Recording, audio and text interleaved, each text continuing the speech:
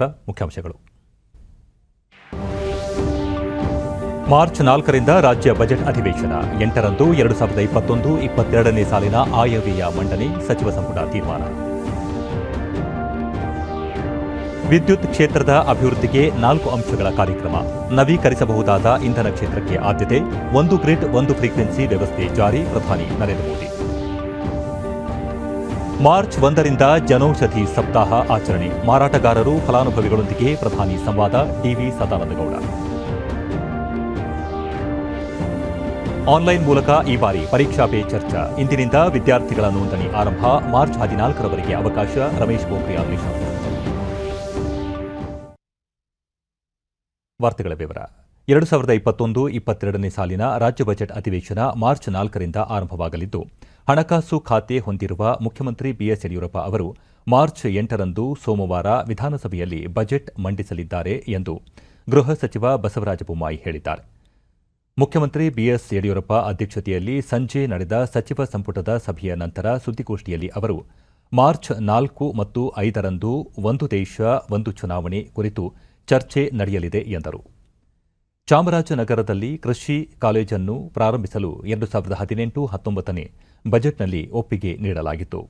ಈ ವರ್ಷ ಕಾಲೇಜು ನಿರ್ಮಾಣ ಕಾಮಗಾರಿಗಳಿಗೆ 35 ಕೋಟಿ 92 ಲಕ್ಷ ಅನುದಾನ ಬಿಡುಗಡೆ ಮಾಡಲು ಸಂಪುಟ ಒಪ್ಪಿಗೆ ನೀಡಿದೆ.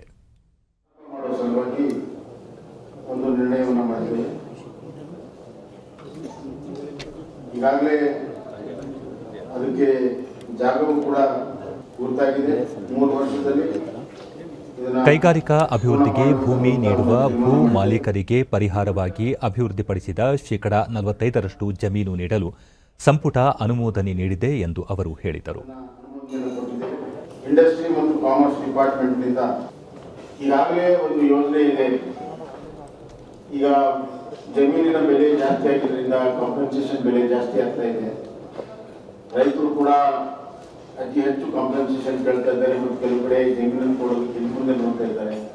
ಇಂಡಸ್ಟ್ರಿಗಳು ಬರಬೇಕು ಅನ್ನುವಂಥ ಕಾರಣದಿಂದ ಕೆಐಡಿಬಿಯಲ್ಲಿ ಜಮೀನಿಗೆ ಡೆವಲಪ್ಮೆಂಟ್ ಮಾಡಿ ಜಮೀನನ್ನು ಕೊಡುವಂಥದ್ದು ಈಗಾಗಲೇ ಒಂದು ಯೋಜನೆ ಇತ್ತು. ಆ ಯೋಜನೆಯಲ್ಲಿ 9,583 ಸ್ಕ್ವೇರ್ ಫೀಟ್ 1 ಏಕರನ್ನು ಡೆವಲಪ್ ಮಾಡಿದರೆ 9,583 ಸ್ಕ್ವೇರ್ ಫೀಟ್ ಅನ್ನ ಇನ್ ಲೀವ್ ಆಫ್ ಕಾಂಪನ್ಸೇಷನ್ ಕೊಡುವಂಥದ್ದು. ಅದನ್ನ ಇವತ್ತು 10,781 ಸ್ಕ್ವೇರ್ ಫೀಟ್ಗೆ ಹೆಚ್ಚಿಗೆ ಮಾಡಿದೆ. ಹಾಸನದಲ್ಲಿ ಇಂದು ಬಿಜೆಪಿ ರಾಷ್ಟ್ರೀಯ ಮಟ್ಟದ ಪ್ರಕೋಷ್ಠಗಳ ವಿಶೇಷ ಸಭೆ ಏರ್ಪಾಡಾಗಿತ್ತು. ರಾಜ್ಯ ಬಿಜೆಪಿ ಉಸ್ತುವಾರಿ ಅರುಣ್ ಸಿಂಗ್, ಪಕ್ಷದ ರಾಜ್ಯಾಧ್ಯಕ್ಷ ನಳಿನ್ ಕುಮಾರ್ ಕಟೀಲ್, ಸಚಿವ ಗೋಪಾಲಯ್ಯ, ಶಾಸಕರು ಮತ್ತಿತರ ಮುಖಂಡರು ಉಪಸ್ಥಿತರಿದ್ದರು. ನಂತರ ಅರುಣ್ ಸಿಂಗ್ ಪಕ್ಷದ ಎಲ್ಲ ಕಾರ್ಯಕರ್ತರು ಜನತೆಯ ಬಳಿಗೆ ತೆರಳಿ ಕೇಂದ್ರ ಮತ್ತು ರಾಜ್ಯ ಸರ್ಕಾರಗಳು ಜಾರಿಗೆ ತಂದಿರುವ ಅಭಿವೃದ್ಧಿ ಯೋಜನೆಗಳ ಬಗ್ಗೆ ಮನವರಿಕೆ ಮಾಡಿಕೊಡಬೇಕು. ಆ ಮೂಲಕ ಪಕ್ಷದ ಬಗ್ಗೆ ಜನತೆಯಲ್ಲಿ ಒಲವು ಮೂಡಿಸಿ ಸಂಘಟನೆಯ ಬಲವನ್ನು ಮತ್ತಷ್ಟು ಹೆಚ್ಚಿಸಬೇಕು ಎಂದು ಕರೆ ನೀಡಿದರು. इस टेन्योर में इतनी बड़ी संख्या में अलग अलग जिलों से आए हुए संयोजक और सहसंयोजक जो विभिन्न प्रकोष्ठ के हैं, ऐसी बड़ी बैठक हुई है.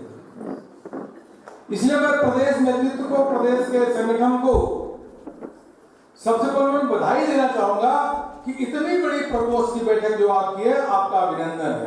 उन वर्गों में जाकर के काम करेंगे, उन लोगों को पार्टी से जोड़ेंगे और उन लोगों को जोड़ करके भारतीय जनता पार्टी का जो संगठन है हर बूथ पे मजबूत करेंगे, ऐसा मुझे पूरा विश्वास है.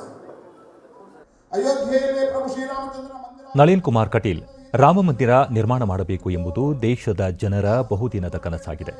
ಸುಪ್ರೀಂ ಕೋರ್ಟ್ ತೀರ್ಪಿನಂತೆ ಟ್ರಸ್ಟ್ ರಚಿಸಿ ದೇಗುಲ ನಿರ್ಮಾಣಕ್ಕೆ ಹಣ ಸಂಗ್ರಹಿಸಲಾಗುತ್ತಿದೆ. ಯಾವುದೇ ರೀತಿಯಲ್ಲೂ ಹಣ ದುರುಪಯೋಗ ಆಗಲು ಅವಕಾಶವಿಲ್ಲ ಎಂದು ಸ್ಪಷ್ಟಪಡಿಸಿದರು. ಅಲ್ಲಿ RSS ಮಂದಿರವನ್ನು ಕಟ್ತಾ ಇಲ್ಲ. ಸುಪ್ರೀಂ ಕೋರ್ಟ್ ಹೇಳಿರುವಂತಹ ಟ್ರಸ್ಟ್ ಇವತ್ತು ಮಂದಿರವನ್ನು ಕಟ್ತಾ ಇದೆ. ನಾನು ನಿಮ್ಮಲ್ಲಿ ಪ್ರಶ್ನೆ ಮಾಡ್ತೇನೆ, ನಿಮಗೆ ಸುಪ್ರೀಂ ಕೋರ್ಟ್ ಮೇಲೆ ನಂಬಿಕೆ ಇದೆಯಾ?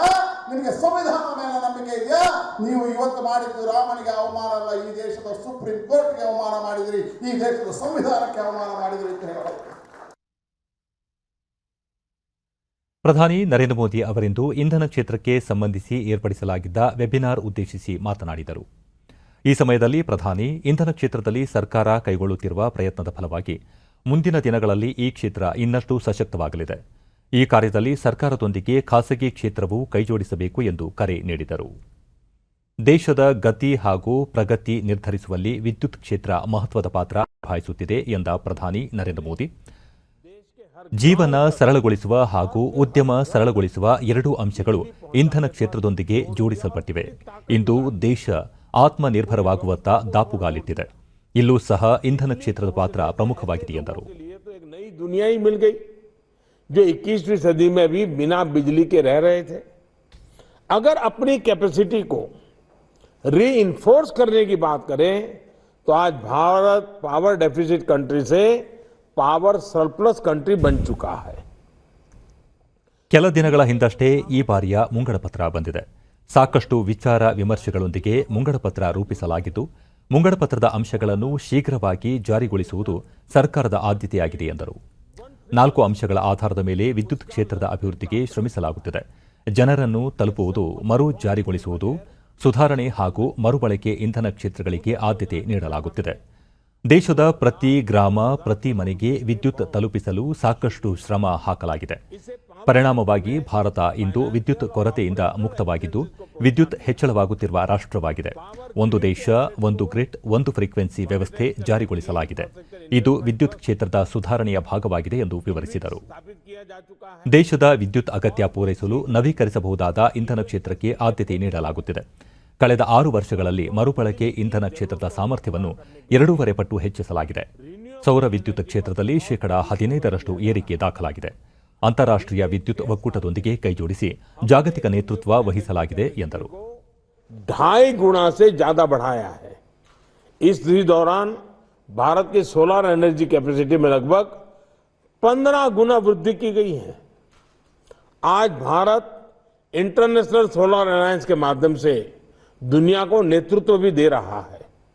साथियों, 21वीं सदी की आवश्यकताओं को देखते हुए इस साल के बजट में भी भारत ने अपने इंफ्रास्ट्रक्चर पर निवेश के लिए कमिटमेंट दिखाया है. चाहे वो मिशन हाइड्रोजन की शुरुआत हो, सोलर सेल्स की डोमेस्टिक मैन्युफैक्चरिंग हो, या फिर रिन्यूएबल एनर्जी सेक्टर में बड़े पैमाने पर कैपिटल इन्फ्यूजन, भारत हर क्षेत्र पर बल दे रहा है. ಪ್ರಧಾನಿ ನರೇಂದ್ರ ಮೋದಿ ಅವರಿಂದು ದಕ್ಷಿಣ ಏಷ್ಯಾ ರಾಷ್ಟ್ರಗಳಲ್ಲಿರುವ ಅತ್ಯುತ್ತಮ ಆರೋಗ್ಯ ರಕ್ಷಣಾ ವ್ಯವಸ್ಥೆಗಳನ್ನು ಪರಸ್ಪರ ವ್ಯವಸ್ಥೆ ರೂಪಿಸಿಕೊಳ್ಳಬೇಕು ಎಂದು ಪ್ರತಿಪಾದಿಸಿದರು. ಭಾರತ ಆಯೋಜಿಸಿದ್ದ ಸಾರ್ಕ್ ರಾಷ್ಟ್ರಗಳ ಕೋವಿಡ್-19 ಅನುಭವ, ಉತ್ಕೃಷ್ಟ ವ್ಯವಸ್ಥೆ, ಭವಿಷ್ಯದ ಮುನ್ನೋಟ ಕುರಿತ ಅಂತಾರಾಷ್ಟ್ರೀಯ ಕಾರ್ಯಾಗಾರ ಉದ್ದೇಶಿಸಿ ಮಾತನಾಡಿದ ಪ್ರಧಾನಿ, ದಕ್ಷಿಣ ಏಷ್ಯಾ ರಾಷ್ಟ್ರಗಳ ಸಹಭಾಗಿತ್ವವನ್ನು ಇನ್ನಷ್ಟು ವಿಸ್ತರಿಸುವ ಅಗತ್ಯವಿದೆ ಎಂದರು. ಭವಿಷ್ಯದಲ್ಲಿ ಯಾವುದೇ ರೀತಿಯ ಸಾಂಕ್ರಾಮಿಕ ವಿಪತ್ತು ಬಾರದಂತೆ ತಡೆಗಟ್ಟಲು ತಂತ್ರಜ್ಞಾನ ಆಧಾರಿತ ವ್ಯವಸ್ಥೆ ರೂಪಿಸಿಕೊಳ್ಳುವ ಬಗ್ಗೆ ಚಿಂತನೆ ಮಾಡಬೇಕಿದೆ. ಸಾಂಕ್ರಾಮಿಕ ರೋಗಶಾಸ್ತ್ರಕ್ಕೆ ಸಂಬಂಧಿಸಿ ವಲಯ ಜಾಲ ರಚಿಸಿಕೊಳ್ಳುವ ಬಗ್ಗೆ ಯೋಚಿಸಬೇಕಾಗಿದೆ ಎಂದು ಸಲಹೆ ನೀಡಿದರು.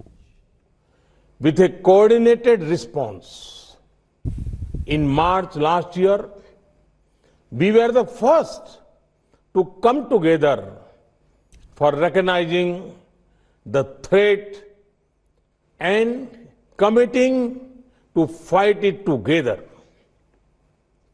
Many other ಕೋವಿಡ್-19 ಸೋಂಕಿನ ಸಮಯದಲ್ಲಿ ಮಾತ್ರವಲ್ಲ, ನಮ್ಮಲ್ಲಿರುವ ಅತ್ಯುತ್ತಮ ಆರೋಗ್ಯ ವ್ಯವಸ್ಥೆಗಳನ್ನು ಹಂಚಿಕೊಳ್ಳಬೇಕು. ಈ ನಿಟ್ಟಿನಲ್ಲಿ ಭಾರತದ ಆಯುಷ್ಮಾನ್ ಭಾರತ ಹಾಗೂ ಜನ ಆರೋಗ್ಯ ಯೋಜನೆಗಳು ಅಧ್ಯಯನ ಯೋಗ್ಯವಾಗಿವೆ ಎಂದರು. ತುರ್ತು ಸಮಯದಲ್ಲಿ ವೈದ್ಯರು ಹಾಗೂ ಆರೋಗ್ಯ ಕಾರ್ಯಕರ್ತರು ದಕ್ಷಿಣ ಏಷ್ಯಾ ವಲಯದಲ್ಲಿ ಓಡಾಡಲು ಅನುಕೂಲವಾಗುವಂತೆ ವಿಶೇಷ ವೀಸಾ ವ್ಯವಸ್ಥೆ ರೂಪಿಸಿಕೊಳ್ಳಬಾರದೇಕೆ? ಆರೋಗ್ಯ ತುರ್ತಿಗಾಗಿ ನಮ್ಮ ನಾಗರಿಕ ವಿಮಾನಯಾನ ಸಚಿವಾಲಯಗಳು ಏರ್ ಆಂಬ್ಯುಲೆನ್ಸ್ ಒಪ್ಪಂದ ಮಾಡಿಕೊಳ್ಳಬಾರದೇಕೆ? ಕೋವಿಡ್-19 ಲಸಿಕೆಯ ಪರಿಣಾಮಕಾರಿತ್ವದ ಕುರಿತು ವಲಯವಾರು ದತ್ತಾಂಶ ವ್ಯವಸ್ಥೆ ಸೃಷ್ಟಿಸಿಕೊಳ್ಳಬಾರದೇಕೆ ಎಂದು ಹಲವಾರು ಸಲಹೆ ನೀಡಿದರು. ದಕ್ಷಿಣ ಏಷ್ಯಾ ರಾಷ್ಟ್ರಗಳು ಹವಾಮಾನ ಬದಲಾವಣೆ, ನಿರಕ್ಷರತೆ, ನೈಸರ್ಗಿಕ ವಿಪತ್ತು ಸೇರಿದಂತೆ ಹಲವಾರು ಸಾಮಾನ್ಯ ಅಪಾಯಗಳನ್ನು ಎದುರಿಸುತ್ತಿವೆ ಎಂದ ಪ್ರಧಾನಿ, ನಮ್ಮ ಬಾಂಧವ್ಯ ಶತಮಾನಗಳಷ್ಟು ಪುರಾತನವಾದದ್ದು. 21ನೇ ಶತಮಾನ ಏಷ್ಯಾದ ಶತಮಾನವಾದರೆ ಅದರಲ್ಲಿ ದಕ್ಷಿಣ ಏಷ್ಯಾ ಹಾಗೂ ಹಿಂದೂ ಮಹಾಸಾಗರದ ರಾಷ್ಟ್ರಗಳ ಕೊಡುಗೆ ಮಹತ್ವದ್ದಾಗಿರುತ್ತದೆ ಎಂದು ಹೇಳಿದರು. We develop our own best practices based on what worked best for us. Each one of us contributed COVID-19 immensely. ಅವಧಿಯಲ್ಲಿ ನಾವೆಲ್ಲ ಸಹಕಾರ ತತ್ವದ ಮೇಲೆ ಕಾರ್ಯನಿರ್ವಹಿಸುತ್ತೇವೆ. ವೈದ್ಯಕೀಯ ಸಲಕರಣೆ, ಔಷಧ ಪೂರೈಕೆಗಳಲ್ಲಿ ಪರಸ್ಪರ ನೆರವು ನೀಡಿದ್ದೇವೆ. ನಮ್ಮ ದೇಶಕ್ಕೆ ಯಾವುದು ಸೂಕ್ತವೋ ಆ ರೀತಿಯಲ್ಲಿ ಸೋಂಕನ್ನು ಎದುರಿಸಿದ್ದೇವೆ. ಈಗ ಎಲ್ಲೆಡೆ ಲಸಿಕೆ ಅಭಿವೃದ್ಧಿಯಾಗುತ್ತಿದ್ದು ಈಗಲೂ ಅದೇ ಸಹಕಾರ ಮನೋಭಾವ ಪ್ರದರ್ಶಿಸಿದ್ದೇವೆ ಎಂದರು. We have managed to achieve one of the lowest fatality rates in the world. This deserves to be applauded. Today, the hopes of our region and the world are focused on rapid deployment of vaccines. In this too, we must maintain the same cooperative and collaborative spirit. Karnataka ವಾಣಿಜ್ಯ ಮತ್ತು ಕೈಗಾರಿಕಾ ಮಹಾಸಂಸ್ಥೆ ವತಿಯಿಂದ ಬೆಂಗಳೂರಿನಲ್ಲಿ ಇಂದು ಹಮ್ಮಿಕೊಂಡಿದ್ದ ಸಂವಾದ ಕಾರ್ಯಕ್ರಮದಲ್ಲಿ ಕೃಷಿ ಸಚಿವ ಬಿಸಿ ಪಾಟೀಲ್ ಪಾಲ್ಗೊಂಡರು. ಈ ವೇಳೆ ಎಫ್ಕೆಸಿಸಿಐ ಸಲ್ಲಿಸಿದ ವಿವಿಧ ಬೇಡಿಕೆಗಳ ಮನವಿ ಪತ್ರವನ್ನು ಸಚಿವರು ಸ್ವೀಕರಿಸಿದರು.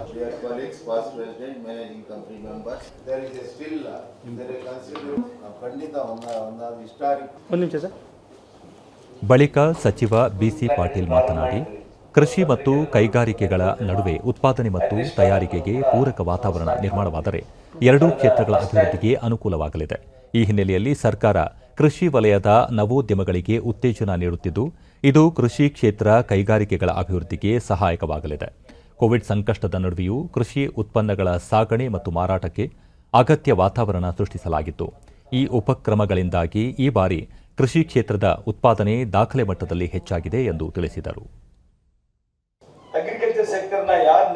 ವಿಧಾನ ಪರಿಷತ್ ಸದಸ್ಯ ವೈಎ ನಾರಾಯಣಸ್ವಾಮಿ, ಕೃಷಿ ಕ್ಷೇತ್ರವನ್ನು ನಿರ್ಲಕ್ಷಿಸಿದರೆ ಅಂತಹ ದೇಶ ಭಾರೀ ನಷ್ಟ ಅನುಭವಿಸಬೇಕಾಗುತ್ತದೆ. ಈ ಹಿನ್ನೆಲೆಯಲ್ಲಿ ಸರ್ಕಾರ ಕೃಷಿಗೆ ಅಗತ್ಯ ತಿದ್ದುಪಡಿಗಳನ್ನು ತಂದು ಪೂರಕ ವಾತಾವರಣವನ್ನು ನಿರ್ಮಿಸಿದೆ ಎಂದು ತಿಳಿಸಿದರು. ಜಾಸ್ತಿ ಇದು ಸರ್ಪ್ಲಸ್ ಮಟ್ಟಿಗೆ ಬರಬೇಕಾದ್ರೆ ನಮ್ಮೆಲ್ಲ ಸರ್ಕಾರಗಳು ಬಹಳ ಹೆಚ್ಚಿನ ಒತ್ತನ್ನು ಕೊಟ್ಟಿದ್ದಾರೆ ಈ ಸೆಕ್ಟರ್ಗೆ. ಆದ್ರೆ ಆ ರೈತ ಬೆಳೆ ಬೆಳೆಯುವ ರೈತನಿಗೆ ಆ ಫುಡ್ ಪ್ರೊಡಕ್ಷನ್ ಮತ್ತು ಪ್ರೋಸೆಸಿಂಗ್, ಆ ಫುಡ್ ಈ ಕಾಲಘಟ್ಟದಲ್ಲಿ ಫುಡ್ ಪ್ರೊಸೆಸಿಂಗ್ ಬಹಳ ಮುಖ್ಯವಾದ ವಿಚಾರ. ಈ ವೇಳೆ ಎಫ್ಕೆಸಿಸಿಐ ಅಧ್ಯಕ್ಷ ಪೆರಿಕಲ್ ಎಂ ಸುಂದರ್ ಹಾಗೂ ಪದಾಧಿಕಾರಿಗಳು ಉಪಸ್ಥಿತರಿದ್ದರು. ರಾಜ್ಯದಲ್ಲಿ ಓದುವ ಹವ್ಯಾಸ ಕಡಿಮೆಯಾಗುತ್ತಿದ್ದು, ಸಾಮಾಜಿಕ ಮಾಧ್ಯಮವನ್ನು ಬಳಸಿಕೊಂಡು ಕನ್ನಡ ಸಾಹಿತ್ಯವನ್ನು ಸಾಹಿತ್ಯಾಸಕ್ತರಿಗೆ ತಲುಪಿಸುವ ಕೆಲಸ ಮಾಡುವ ನಿಟ್ಟಿನಲ್ಲಿ ಇಲಾಖೆ ಕಾರ್ಯಕ್ರಮ ರೂಪಿಸಲಿದೆ ಎಂದು ಕನ್ನಡ ಮತ್ತು ಸಂಸ್ಕೃತಿ ಹಾಗೂ ಅರಣ್ಯ ಸಚಿವ ಅರವಿಂದ ಲಿಂಬಾವಳಿ ಹೇಳಿದ್ದಾರೆ. ಮೈಸೂರಿನಲ್ಲಿ ಇಂದು ಅವರು ಈ ಗ್ರಂಥಾಲಯಗಳ ಸಂಖ್ಯೆ ಹೆಚ್ಚಾಗಬೇಕಾಗಿದೆ. ಕನ್ನಡ ಪುಸ್ತಕ ಪ್ರಾಧಿಕಾರ ಪುಸ್ತಕಗಳನ್ನು ಪ್ರಕಟಿಸುವ ಜೊತೆಗೆ ಸಾಮಾಜಿಕ ಮಾಧ್ಯಮಗಳನ್ನು ಪರಿಣಾಮಕಾರಿಯಾಗಿ ಬಳಸಿಕೊಳ್ಳುವ ಅಗತ್ಯವಿದೆ ಎಂದರು. ಆನೆ, ಚಿರತೆ ಸೇರಿದಂತೆ ಕಾಡು ಪ್ರಾಣಿಗಳು ನಾಡಿಗೆ ದಾಳಿ ಮಾಡುವುದನ್ನು ತಡೆಯಲು ಇಲಾಖೆ ಕಾರ್ಯೋನ್ಮುಖವಾಗಿದೆ. ಆನೆಗಳ ಹಾವಳಿ ತಡೆಗೆ ಸೋಲಾರ್ ಬೇಲಿಗಿಂತ ರೈಲ್ವೆ ಹಳಿಗಳಿಂದ ತಡೆಗೋಡೆ ನಿರ್ಮಿಸುವುದು ಸೂಕ್ತ ಎಂಬ ಅಭಿಪ್ರಾಯ ವ್ಯಕ್ತವಾಗಿದೆ ಎಂದರು.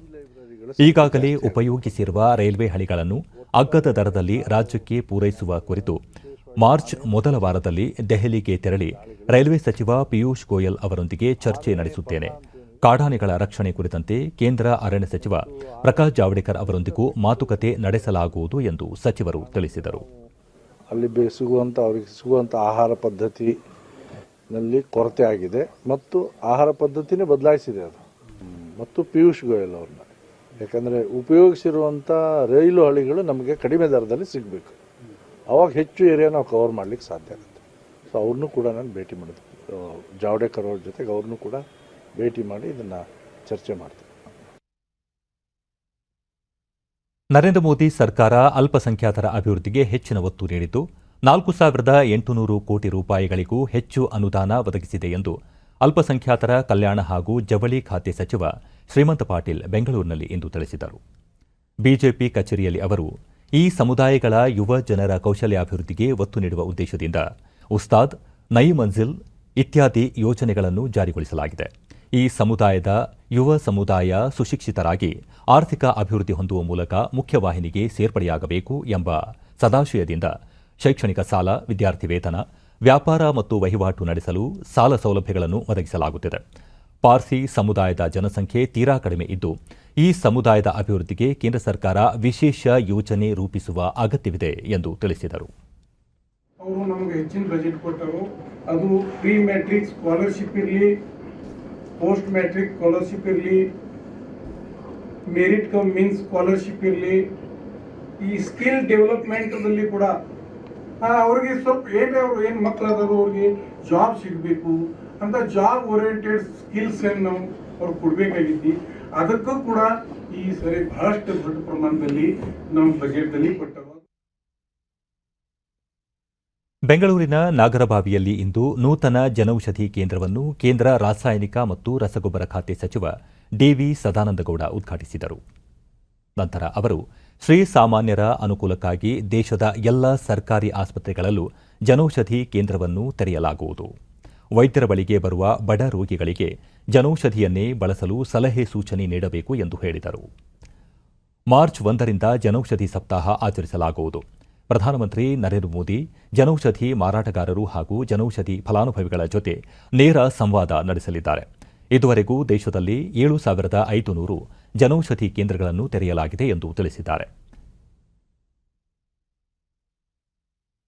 ಈ ಕುರಿತು ಟ್ವೀಟ್ ಮಾಡಿರುವ ಅವರು, ಕೇಂದ್ರ ಸರ್ಕಾರದ ನಮ್ಮ ಔಷಧ ಇಲಾಖೆಯು ಶ್ರೀಸಾಮಾನ್ಯರ ಅನುಕೂಲಕ್ಕಾಗಿ ರಾಜ್ಯದಲ್ಲಿ ಆರಂಭಿಸಿರುವ 850ನೇ ಕೇಂದ್ರ ಇದಾಗಿದೆ. ಗುಣಮಟ್ಟದ ಔಷಧಗಳು ಇಲ್ಲಿ ಅಗ್ಗದ ದರದಲ್ಲಿ ದೊರೆಯಲಿವೆ. ಸಾರ್ವಜನಿಕರು ಜನೌಷಧಿ ಕೇಂದ್ರಗಳ ಪ್ರಯೋಜನ ಪಡೆದುಕೊಳ್ಳಬೇಕು ಎಂದು ಹೇಳಿದ್ದಾರೆ. ಕೇಂದ್ರ ಗೃಹ ಸಚಿವ ಅಮಿತ್ ಶಾ 2 ದಿನಗಳ ಪಶ್ಚಿಮ ಬಂಗಾಳ ಪ್ರವಾಸದಲ್ಲಿ ಇದ್ದಾರೆ. ನಾಮಖಾನಾದಲ್ಲಿ ನಡೆದ ಸಾರ್ವಜನಿಕ ಸಭೆಯಲ್ಲಿ ಪಾಲ್ಗೊಂಡ ಅಮಿತ್ ಶಾ 5ನೇ ಹಂತದ ಪರಿವರ್ತನಾ ಯಾತ್ರೆ ಇಂದು ಆರಂಭವಾಗುತ್ತಿದೆ. ಈ ಯಾತ್ರೆ ಪ್ರಧಾನಿ ಮೋದಿ ಅವರ ಸಂದೇಶಗಳನ್ನು ಒಳಗೊಂಡಿದೆ ಎಂದರು. ಬಿಜೆಪಿಯ ಹೋರಾಟ ತೃಣಮೂಲ ಕಾಂಗ್ರೆಸ್ನ ಕೀಳು ರಾಜಕೀಯದ ವಿರುದ್ಧವಾಗಿದೆ. ಭಾರತೀಯ ಜನತಾ ಪಕ್ಷ ಬಡವರು, ಸಾಮಾನ್ಯರ ಸ್ಥಿತಿಯಲ್ಲಿ ಪರಿವರ್ತನೆ ತರಲು ಬಯಸುತ್ತದೆ ಎಂದರು. ಪಶ್ಚಿಮ ಬಂಗಾಳದ ರಾಜ್ಯ ಸರ್ಕಾರಿ ನೌಕರರಿಗೆ 7ನೇ ವೇತನ ಆಯೋಗದ ಶಿಫಾರಸುಗಳನ್ನು ಅನ್ವಯ ಮಾಡಿಲ್ಲ.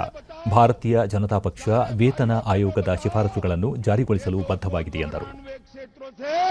हम तृणमूल कांग्रेस को उखाड़ फेंकेंगे क्या? असम के विकास के लिहाज से और साथ ही साथ ಇದಕ್ಕೂ ಮುನ್ನ ಅವರು ಬಿಹಾರಿ ಅವೆನ್ಯೂ ಪ್ರದೇಶದಲ್ಲಿರುವ ಭಾರತ ಸೇವಾಶ್ರಮ ಸಂಘಕ್ಕೆ ಭೇಟಿ ನೀಡಿದರು. हरी झंडी दिखाएंगे. ಸಮಾರಂಭದಲ್ಲಿ ಪಾಲ್ಗೊಂಡು ಸ್ವಧರ್ಮ ಸ್ವದೇಶದ ಕುರಿತು ನಿಖರ ಸ್ಪಷ್ಟ ಚಿಂತನೆ ಹೊಂದಿದ್ದ ಯುಗಾಚಾರ್ಯ ಪ್ರಣವಾನಂದರ ವಿಚಾರಗಳ ಪ್ರಭಾವ ತಮ್ಮ ಮೇಲೆಯೂ ಆಳವಾಗಿದೆ. ಸೇವೆ, ಸಮರ್ಪಣೆ, ತ್ಯಾಗ, ಪರಿಶ್ರಮಗಳ ತಿಳಿಸಿಕೊಟ್ಟಿರುವ ಪ್ರಣವಾನಂದರು ರೂಪಿಸಿದ ಭಾರತ ಸೇವಾಶ್ರಮ ಸೇವೆಗೆ ಮತ್ತೊಂದು ಹೆಸರಾಗಿದೆ ಎಂದರು. ಭಾರತ ಇಂದು ಪ್ರಧಾನಿ ಮೋದಿಯವರ ನೇತೃತ್ವದಲ್ಲಿ ಆತ್ಮನಿರ್ಭರವಾಗುತ್ತಾ ಸಾಗುತ್ತಿದೆ. ಪ್ರಣವಾನಂದರು ಕಂಡಿದ್ದ ಸ್ವದೇಶಿ ಕನಸನ್ನು ನನಸು ಮಾಡಲು ಭಾರತೀಯ ಜನತಾ ಪಕ್ಷ ಬದ್ಧವಾಗಿದೆ ಎಂದರು.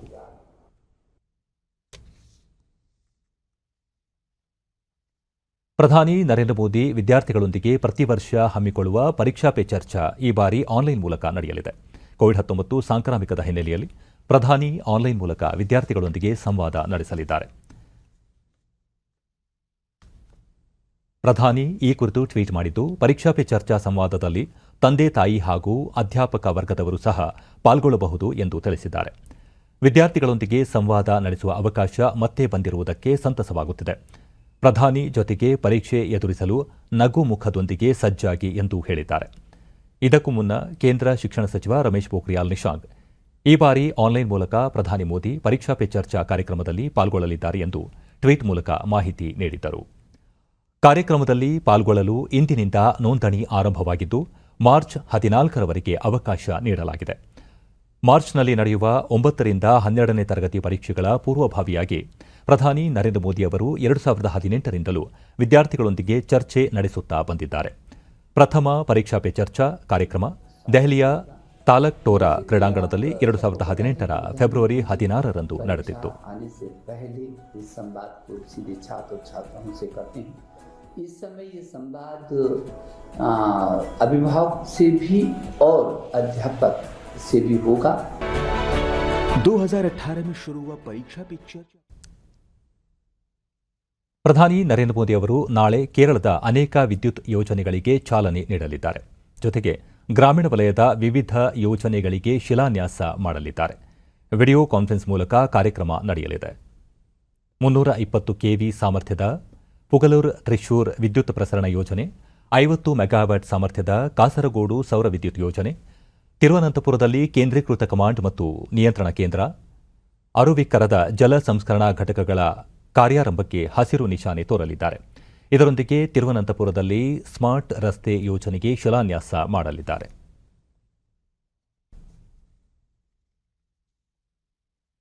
ದೇಶದಲ್ಲಿ ದಕ್ಷಿಣ ಆಫ್ರಿಕಾ ಮತ್ತು ಬ್ರೆಜಿಲ್ನ ಸಾರ್ಸ್-ಕೋವಿ-2 ವೈರಸ್ ಪತ್ತೆಯಾಗಿರುವ ಹಿನ್ನೆಲೆಯಲ್ಲಿ ಭಾರತಕ್ಕೆ ಆಗಮಿಸುವ ಅಂತಾರಾಷ್ಟ್ರೀಯ ಪ್ರಯಾಣಿಕರಿಗಾಗಿ ನಾಗರಿಕ ವಿಮಾನಯಾನ ಸಚಿವಾಲಯ ಪರಿಷ್ಕೃತ ಪ್ರಮಾಣಿತ ಕಾರ್ಯಾಚರಣೆ ವಿಧಾನ ಮಾರ್ಗಸೂಚಿ ಪ್ರಕಟಿಸಿದೆ. ಈ ಮಾರ್ಗಸೂಚಿ ಇದೇ 22ರಿಂದ ರಾತ್ರಿ 11 ಗಂಟೆ 59 ನಿಮಿಷದಿಂದ ಜಾರಿಗೆ ಬರಲಿದೆ. ಯುನೈಟೆಡ್ ಕಿಂಗ್ಡಮ್, ಯುರೋಪ್ ಮತ್ತು ಮಧ್ಯಪ್ರಾಚ್ಯದಿಂದ ಬರುವ ಪ್ರಯಾಣಿಕರನ್ನು ಹೊರತುಪಡಿಸಿ ಎಲ್ಲಾ ಅಂತಾರಾಷ್ಟ್ರೀಯ ಪ್ರಯಾಣಿಕರು ನಿಗದಿತ ಪ್ರಯಾಣದ ಆನ್ಲೈನ್ ಏರ್ ಸುವಿಧಾ ಪೋರ್ಟಲ್ನಲ್ಲಿ ಸ್ವಯಂ ಘೋಷಣೆ ಅರ್ಜಿ ಸಲ್ಲಿಸಬೇಕಾಗುತ್ತದೆ. ಕೋವಿಡ್-19ಕ್ಕೆ ಸಂಬಂಧಿಸಿದಂತೆ ಆರ್ಟಿಪಿಸಿಆರ್ ವರದಿ ನೆಗೆಟಿವ್ ಆಗಿದ್ದಲ್ಲಿ ಅದನ್ನು ಅಪ್ಲೋಡ್ ಮಾಡಬೇಕಾಗುತ್ತದೆ. ಪ್ರಯಾಣ ಆರಂಭಿಸುವ 72 ಗಂಟೆಗಳೊಳಗೆ ಈ ಪರೀಕ್ಷೆ ನಡೆಸುವುದು ಕಡ್ಡಾಯವಾಗಿರುತ್ತದೆ. ಈ ಪ್ರಯಾಣಿಕರನ್ನು 14 ದಿನಗಳ ಕ್ವಾರಂಟೈನ್ಗೆ ಮತ್ತು ಇನ್ನಿತರೆ ಆರೋಗ್ಯ ಸುರಕ್ಷತೆಗೆ ಒಳಪಡಿಸಲಾಗುತ್ತದೆ.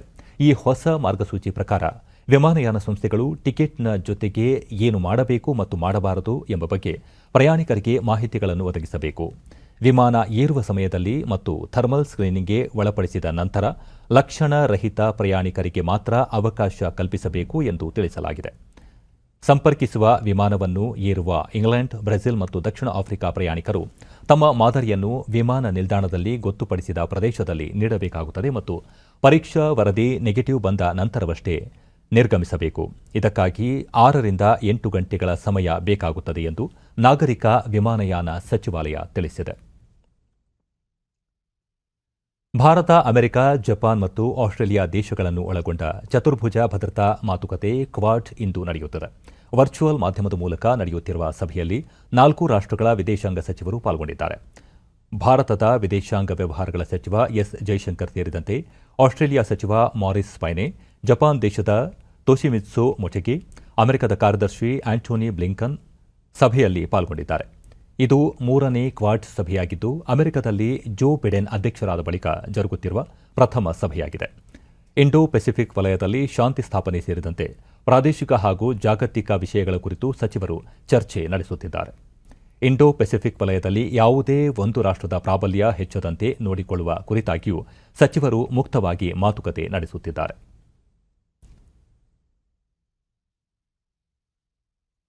ರಾಜ್ಯದಲ್ಲಿ ಇಂದು ಹೊಸದಾಗಿ 406 ಕೋವಿಡ್ ಪ್ರಕರಣಗಳು ದೃಢಪಟ್ಟಿದ್ದು, ಇದರೊಂದಿಗೆ ಒಟ್ಟು ಸೋಂಕು ಪ್ರಕರಣಗಳ ಸಂಖ್ಯೆ 9,46,860ಕ್ಕೆ ಏರಿಕೆಯಾಗಿದೆ. ಇಂದು 306 ಮಂದಿ ಆಸ್ಪತ್ರೆಯಿಂದ ಬಿಡುಗಡೆಯಾಗಿದ್ದು, ಇದುವರೆಗೂ ಗುಣಮುಖರಾದವರ ಒಟ್ಟು ಸಂಖ್ಯೆ 9,28,767ಕ್ಕೆ ತಲುಪಿದೆ. ಇಂದು 6 ಮಂದಿ ಸಾವನ್ನಪ್ಪಿದ್ದು, ಮೃತಪಟ್ಟವರ ಸಂಖ್ಯೆ 12,282ಕ್ಕೆ ಏರಿಕೆಯಾಗಿದೆ. ಸದ್ಯ ರಾಜ್ಯದಲ್ಲಿ 5,792 ಸಕ್ರಿಯ ಪ್ರಕರಣಗಳು ಇವೆ. 125 ಮಂದಿ ರಾಜ್ಯದ ವಿವಿಧ ಆಸ್ಪತ್ರೆಗಳಲ್ಲಿ ತೀವ್ರ ನಿಗಾ ಘಟಕದಲ್ಲಿ ಚಿಕಿತ್ಸೆ ಪಡೆಯುತ್ತಿದ್ದಾರೆ. ಇಂದು 59,635 ಮಾದರಿಗಳ ಪರೀಕ್ಷೆ ನಡೆಸಿದ್ದು, ಇದುವರೆಗೂ 1,81,59,563 ಮಂದಿಗೆ ಕೊರೋನಾ ಪರೀಕ್ಷೆ ನಡೆಸಲಾಗಿದೆ ಎಂದು ಆರೋಗ್ಯ ಮತ್ತು ಕುಟುಂಬ ಕಲ್ಯಾಣ ಇಲಾಖೆ ತಿಳಿಸಿದೆ. ಬೆಂಗಳೂರಿನಲ್ಲಿ ಇಂದು 256 ಮಂದಿಗೆ ಸೋಂಕು ತಗುಲಿದ್ದು, ಒಟ್ಟು ಸೋಂಕು ಪ್ರಕರಣಗಳ ಸಂಖ್ಯೆ 4,03,027ಕ್ಕೆ ಏರಿಕೆಯಾಗಿದೆ. ಇಂದು 121 ಮಂದಿ ಆಸ್ಪತ್ರೆಯಿಂದ ಬಿಡುಗಡೆಯಾಗಿದ್ದು, ಇದುವರೆಗೂ ಗುಣಮುಖರಾದವರ ಸಂಖ್ಯೆ 3,94,472ಕ್ಕೆ ಏರಿಕೆಯಾಗಿದೆ. ಸದ್ಯ 4,113 ಸಕ್ರಿಯ ಪ್ರಕರಣಗಳು ಇವೆ. ಬೆಂಗಳೂರಿನಲ್ಲಿ 4 ಮಂದಿ ಸಾವನ್ನಪ್ಪಿದ್ದು, ಇದುವರೆಗೂ ಒಟ್ಟು 4,441 ಮಂದಿ ಸಾವನ್ನಪ್ಪಿದ್ದಾರೆ. ಬಾಗಲಕೋಟೆ, ಬಳ್ಳಾರಿ, ಚಿಕ್ಕಮಗಳೂರು, ಹಾವೇರಿ, ಕೊಡಗು ಜಿಲ್ಲೆಗಳಲ್ಲಿ ಇಂದು ಯಾವುದೇ ಸೋಂಕು ಪ್ರಕರಣ ದಾಖಲಾಗಿಲ್ಲ. ಉಳಿದ ಜಿಲ್ಲೆಗಳ ವಿವರ ಹೀಗಿದೆ.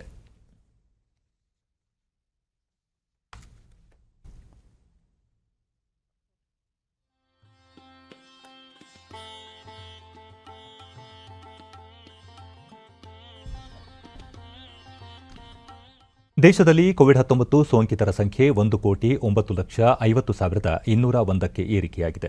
ಕಳೆದ 24 ಗಂಟೆಗಳಲ್ಲಿ 12,881 ಹೊಸ ಪ್ರಕರಣಗಳು ಬೆಳಕಿಗೆ ಬಂದಿವೆ ಎಂದು ಕೇಂದ್ರ ಆರೋಗ್ಯ ಮತ್ತು ಕುಟುಂಬ ಕಲ್ಯಾಣ ಸಚಿವಾಲಯ ತಿಳಿಸಿದೆ.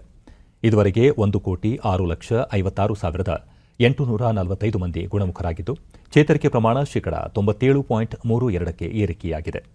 ಒಟ್ಟು 1,37,342 ಸಕ್ರಿಯ ಪ್ರಕರಣಗಳು ಇದ್ದು, ಈವರೆಗೆ ಒಟ್ಟು 1,56,014 ಮಂದಿ ಮೃತಪಟ್ಟಿದ್ದಾರೆ ಎಂದು ಸಚಿವಾಲಯ ಹೇಳಿದೆ. ದೇಶಾದ್ಯಂತ ಕೋವಿಡ್-19 ಲಸಿಕೆ ಅಭಿಯಾನ ಆರಂಭಗೊಂಡ ನಂತರ ಇದುವರೆಗೆ 94,22,228 ಮಂದಿಗೆ ಲಸಿಕೆ ನೀಡಲಾಗಿದೆ. 64 ಲಕ್ಷಕ್ಕೂ ಅಧಿಕ ಆರೋಗ್ಯ ಕಾರ್ಯಕರ್ತರು ಹಾಗೂ 25 ಲಕ್ಷಕ್ಕೂ ಅಧಿಕ ಮುನ್ನೆಲೆ ಕಾರ್ಯಕರ್ತರಿಗೆ ಲಸಿಕೆ ನೀಡಲಾಗಿದೆ. ಕಳೆದ 24 ಗಂಟೆಗಳಲ್ಲಿ 2,76,000 ಆರೋಗ್ಯ ಕಾರ್ಯಕರ್ತರಿಗೆ ಲಸಿಕೆ ನೀಡಲಾಗಿದೆ ಎಂದು ಸಚಿವಾಲಯ ತಿಳಿಸಿದೆ. ಭಾರತ ಕೋವಿಡ್-19 ಲಸಿಕೆಯನ್ನು ವಿಶ್ವದ 25 ದೇಶಗಳಿಗೆ ಪೂರೈಕೆ ಮಾಡಿದೆ. ಜೊತೆಗೆ ವಿಶ್ವಸಂಸ್ಥೆಯ ಶಾಂತಿ ಪಾಲಕರಿಗೂ 2 ಲಕ್ಷ ಲಸಿಕಾ ಡೋಸ್ಗಳನ್ನು ಉಡುಗೊರೆಯಾಗಿ ಕಳುಹಿಸಲಾಗಿದೆ. ವಿದೇಶಾಂಗ ವ್ಯವಹಾರಗಳ ಸಚಿವ ಎಚ್ ಜೈಶಂಕರ್ ವಿಶ್ವಸಂಸ್ಥೆ ಭದ್ರತಾ ಮಂಡಳಿಯ ಮುಕ್ತ ಚರ್ಚೆಯಲ್ಲಿ ಈ ಸಂಗತಿ ತಿಳಿಸಿದ್ದಾರೆ. ಮೇಡ್ ಇನ್ ಇಂಡಿಯಾ ಲಸಿಕೆಗಳು ಸದ್ಯ ವಿಶ್ವದ 25 ದೇಶಗಳನ್ನು ತಲುಪಿದ್ದು, ಇನ್ನು 49 ದೇಶಗಳು ಲಸಿಕೆಗಾಗಿ ಬೇಡಿಕೆ ಇಟ್ಟಿವೆ ಎಂದವರು ತಿಳಿಸಿದ್ದಾರೆ. ಸದಾಕಾಲ ಇತರರ ಕಲ್ಯಾಣವನ್ನು ದೃಷ್ಟಿಯಲ್ಲಿರಿಸಿ ಕೆಲಸ ಮಾಡಬೇಕು ಎನ್ನುವ ಭಗವದ್ಗೀತೆಯ ಸಾಲುಗಳನ್ನು ಉದ್ಧರಿಸಿದ ಜೈಶಂಕರ್, ಲಸಿಕೆಯ ರಾಷ್ಟ್ರೀಯತೆಯನ್ನು ಗುರುತಿಸುವ ಬದಲು ಲಸಿಕೆಯನ್ನು ಅಂತಾರಾಷ್ಟ್ರೀಕರಣಕ್ಕೆ ಉತ್ತೇಜನ ನೀಡುವ ಅಗತ್ಯವಿದೆ ಎಂದರು. ಭವಿಷ್ಯದಲ್ಲಿ ಎದುರಾಗಬಹುದಾದ ಯಾವುದೇ ರೀತಿಯ ಸಾಂಕ್ರಾಮಿಕ ಸನ್ನಿವೇಶ ಎದುರಿಸಲು ಪ್ರಗತಿಪರ ಸಿದ್ಧತೆ ನಡೆಸಬೇಕಾಗಿದೆ ಎಂದು ಅವರು ಹೇಳಿದರು. ಪ್ರಧಾನಿ ನರೇಂದ್ರ ಮೋದಿ ನಾಳೆ ವಿಶ್ವಭಾರತಿ ವಿಶ್ವವಿದ್ಯಾಲಯ ಘಟಿಕೋತ್ಸವ ಉದ್ದೇಶಿಸಿ ವಿಡಿಯೋ ಕಾನ್ಫರೆನ್ಸ್ ಮೂಲಕ ಭಾಷಣ ಮಾಡಲಿದ್ದಾರೆ. ಪಶ್ಚಿಮ ಬಂಗಾಳ ರಾಜ್ಯಪಾಲರು ಹಾಗೂ ವಿಶ್ವವಿದ್ಯಾಲಯದ ಕುಲಾಧಿಪತಿ ಜಗದೀಪ್ ಧನ್ಕರ್ ಮತ್ತು ಕೇಂದ್ರ ಶಿಕ್ಷಣ ಸಚಿವ ರಮೇಶ್ ಪೋಖ್ರಿಯಾಲ್ ನಿಶಾಂಕ್ ಸೇರಿದಂತೆ ಅನೇಕ ಗಣ್ಯರು ಘಟಿಕೋತ್ಸವದಲ್ಲಿ ಭಾಗಿಯಾಗಲಿದ್ದಾರೆ. ಈ ಕಾರ್ಯಕ್ರಮದಲ್ಲಿ 2,535 ವಿದ್ಯಾರ್ಥಿಗಳು ಪದವಿ ಸ್ವೀಕರಿಸಲಿದ್ದಾರೆ. ವಿಶ್ವಭಾರತಿ ವಿಶ್ವವಿದ್ಯಾಲಯವನ್ನು ಗುರುದೇವ್ ರವೀಂದ್ರನಾಥ ಟ್ಯಾಗೂರ್ ಅವರು 1921ರಲ್ಲಿ ಸ್ಥಾಪಿಸಿದರು. ಈ ವಿಶ್ವವಿದ್ಯಾಲಯ ದೇಶದ ಅತ್ಯಂತ ಹಳೆಯ ಕೇಂದ್ರೀಯ ವಿಶ್ವವಿದ್ಯಾಲಯವಾಗಿದೆ. ಜಮ್ಮು ಮತ್ತು ಕಾಶ್ಮೀರಕ್ಕೆ ಇಂದು 24 ವಿದೇಶಿ ಪ್ರತಿನಿಧಿಗಳು ಭೇಟಿ ನೀಡಿದ್ದಾರೆ. ನಿನ್ನೆ ಕಾಶ್ಮೀರದ ಶ್ರೀನಗರ ತಲುಪಿರುವ ವಿದೇಶಿ ಪ್ರತಿನಿಧಿಗಳ ನಿಯೋಗ ಕಾಶ್ಮೀರದ ಭೇಟಿ ಬಳಿಕ ಜಮ್ಮು ತೆರಳಲಿದೆ. ಅದಕ್ಕೂ ಮುನ್ನ ಕಾಶ್ಮೀರದ ಲೆಫ್ಟಿನೆಂಟ್ ಗವರ್ನರ್ ಮನೋಜ್ ಸಿನ್ಹಾ ಅವರನ್ನು ನಿಯೋಗದ ಪ್ರತಿನಿಧಿಗಳು ಭೇಟಿ ಮಾಡಲಿದ್ದಾರೆ.